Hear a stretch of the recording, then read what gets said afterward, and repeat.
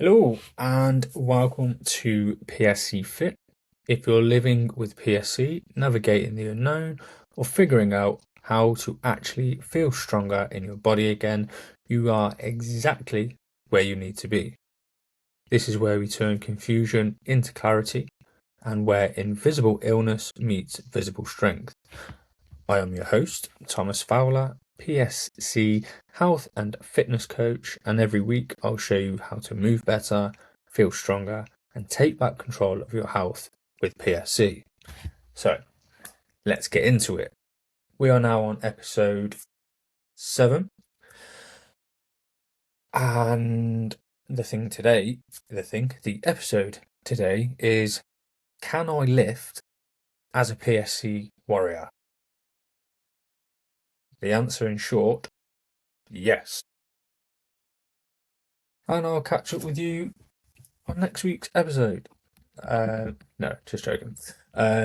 Yes, you can train and you should lift with being a PSC warrior. Thing is, you just need to be smart about it. And this is not me calling you dumb by any means, shape or form, but it's just you might not be overly aware of what you sort of should and shouldn't do. And I'm just going to help break that down a little bit for you today. If you are watching on the tube of the U, I am in my other daughter's bedroom today, and I seem to have acquired some sort of worm-looking thing. I'll maybe have that as the cover photo for today's episode. Who knows? Who knows how my little brain will work? So, that all being said, yes, you can and you should train and you should lift with having PSC. There are, of course, some golden rules, and by now, hopefully, you know me, and I like to keep it simple. So I kind of break it down to 3 simple rules.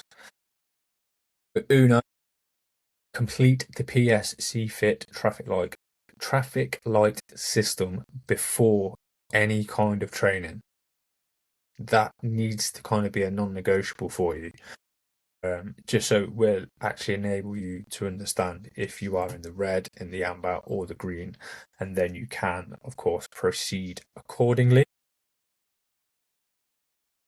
2, you want to strength train at least 2 to 3 times per week, and I would always suggest you have at least a minimum of 1 day's rest in between, and of course, when I say rest, that can also be active recovery. And then number 3, you want to roughly get around 150 minutes of sort of cardiovascular training per week. Yeah, about 150 minutes. I don't know, did I just say 150 hours? Because that would be wild, wouldn't it? Are there even 150 hours in a week? I don't know, my maths ain't maths in, my brain ain't braining today. Which, at the minute, if any of you have been watching my stories on Instagram, which is at PSCFIT, you'll know that my brain frog. That's what I mean. My brain fog's been a little bit high, but it's all good. Working on it. I'm staying very well hydrated. I also think I'm coming down with a bit of a cold. Such is life when you have such a low immune system. But nevertheless, we soldier on because I want to be able to deliver this episode to you and still be able to give you all of the information that you need to be able to go into the big wide world and train. So, we are going to break those 3 points down. Well, not necessarily all 3 points, because you can go and check out the PSCFIT traffic light system. It's in the show notes. It's in the link in my bio on Instagram. And the website is pending. I just need to get a few things over the line, and then that will go live. I hate to use this phrase, and it really cringes me out, especially in like an office environment. But watch this space. So yeah, the website is coming, so that's going to be good. That's going to be exciting, and there's going to be loads of resources that I'm throwing on it. At the moment, I'm going through this weird little. I don't know if it's a weird little phase, but I'm going through a phase at the minute where I'm just creating loads of resources, which in a bid, is going to help you with all things health and fitness, with being a PSC warrior. So getting back to the 2 points, I guess, is going to be the strength training element and then the cardiovascular element. So your strength training, you kind of want to focus on what we would call the core movements. You just build around that. So I look at these as 6 core movements. Some days I might say 5, some days I might say 6. It kind of depends on what mood I'm in, and it's really dependent on the 6th movement. But yeah, these are my 6.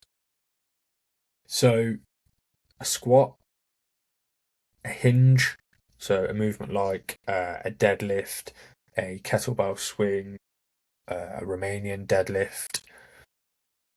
Number 3, a vertical press, so a shoulder press, effectively, an overhead press with a kettlebell, dumbbells, a barbell, sandbag, a child, a press overhead. And then a horizontal press, so that could be a press up, a bench press, incline bench press, again with the dumbbell, kettlebells, barbell, again, children, dogs, plants, fish. You kind of get the drift.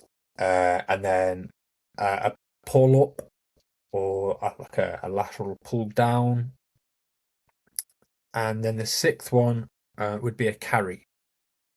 I don't mean a lady called carry, typically carrying an object from point A to point B.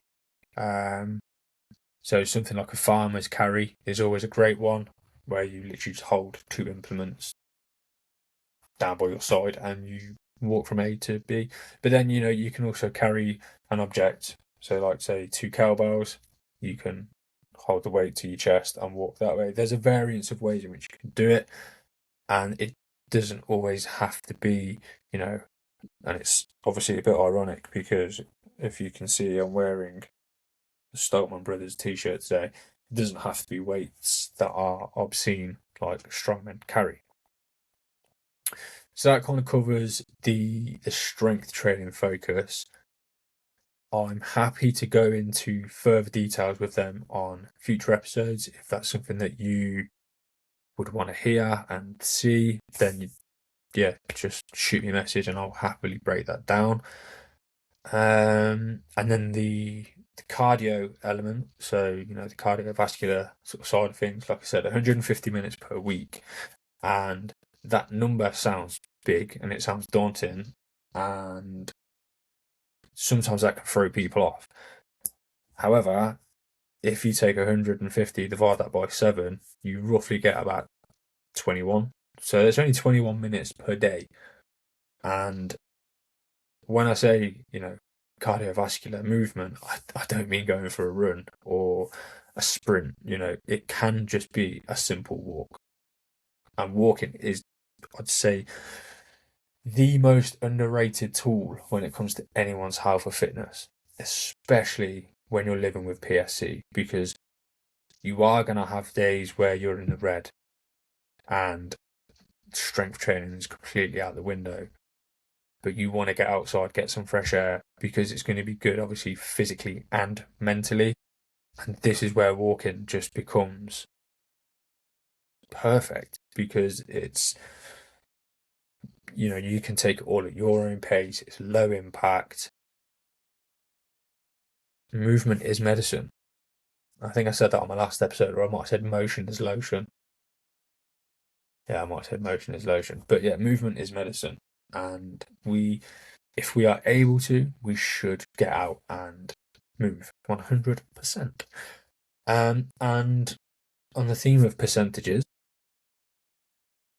when it comes to your strength training, look to adopt a 70% rule. Okay, so with that, I mean, we are not working towards your 1 rep max. We are not trying to push to the absolute limit. Work to 70% of your ability in every single session. So you would always keep 30% in the tank. The reason for that, though, is so you can keep showing up and you don't burn out, because you know exactly what I'm talking about. You can go as hard as nails, which is great in the moment, and then maybe 20 minutes later, an hour later, or whatever that looks like for you, you are absolutely broken. And what's the point? It ain't worth it. And we all are guilty at times of pushing that little bit too much, and then it writes our week off, or 2 weeks off, or we end up in a flare, or do you know what I mean? Work to that 70%, keep that 30% in the bank, because you are going to appreciate having that extra 30%, because it will allow you to recover and it will allow you to get back to training consistently. And again, the consistency doesn't have to be training every single day. I implore everyone that has the ability to strength train 2 to 3 times per week. But you need to keep enough in the tank so you can keep showing up. So that was a quick one for you today, and effectively that is a wrap. My actual goal with all of my pods was to try to keep them around 5 minutes, just so they are small and digestible for people. But obviously I have a habit of waffling on. So if this episode helps you, best thing you can do is share it with another PSC warrior, because no one should be figuring this out alone. If you've got any questions or there's something you want me to break down next, message me. Oh, Christ. Message me on Instagram at PSCFIT. I read every single message. And if you haven't already, make sure you're following the podcast wherever you are watching or listening so you don't miss what's coming next. All resources and links are in the show notes. Until next time, stay strong, keep moving, take control, and peace.